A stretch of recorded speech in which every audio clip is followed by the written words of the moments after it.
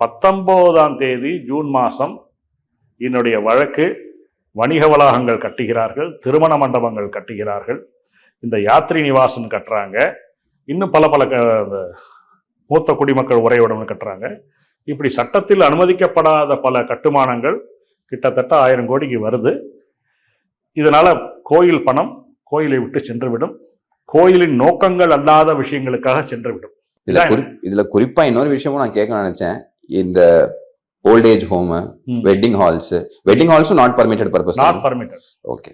இப்போ கட்டுறாங்க. கல்யாணம் மண்டபம் எப்படி கட்டுறாங்க அப்படின்னா, இப்போ நீங்கள் ஒரு மண்டபம் பெரிய ஹாலாக வச்சு ஒரு இடமா ஏர்மார்க் பண்ணி இந்த ஏழைகள்லாம் அங்கங்கே இப்போ வடபழனி கோயிலெல்லாம் முன்னாடி நடக்கும்.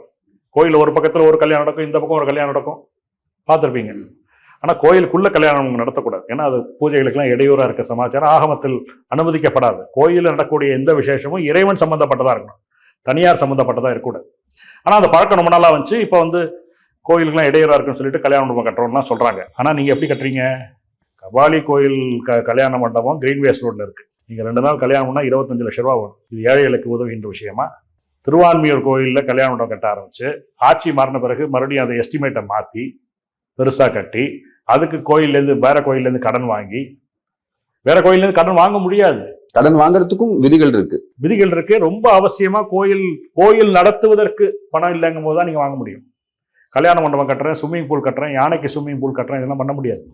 இதுக்கெல்லாம் கடன் வாங்க முடியாது. சரி, ரிசார்ட் கட்டுறாங்களாமே, ரிசார்ட் கட்ட ஆரம்பிச்சு தடை செய்யப்பட்டு அவர்கள் அந்த அரசாணை திரும்ப பெற்று 14 கோடி ரூபாய் ஊட்டியில ரிசார்ட்.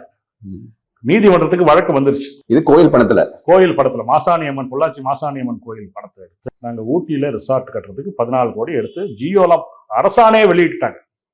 இந்த அரசாணையை நீங்களான்னு பார்த்தா நம்ம அதிசயப்படுவோம். எவனோ கயவாளி பண்ணிட்டான்னு நம்ம நினைக்க முடியாது, எவனோ மொல்ல மாதிரி பண்ணியிருக்கான்னு நினைக்க முடியாது. ஏன்னா பண்ணவங்க IAS ஆபீசர், மிக்க மதிப்புள்ளவர்கள், சட்டம் தெரிந்தவர்கள், கோயிலை காப்பாற்றுவதற்காக அவதாரம் எடுத்தவர்கள்.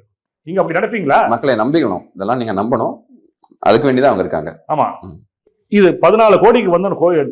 2 நீதிபதிகளும் அதிர்ந்து போய்விட்டார்கள். இந்த ரிசார்ட்டா?